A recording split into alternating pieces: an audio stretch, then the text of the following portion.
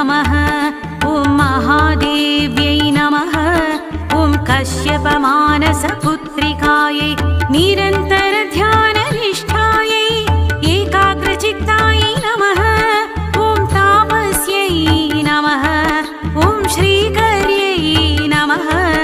ॐ श्रीकृष्णध्याननिरतायै श्रीकृष्णसेवितायै एकचित्तायै जगदीश्वर्यै एकचित्तायै जगदीश्वर्यै नागलोकदक्षिण्यै क्षीरप्रियायै पञ्चभूतेशे मानसा देव्यै क्षीरप्रियायै पञ्चभूतेशे मानसा देव्यै।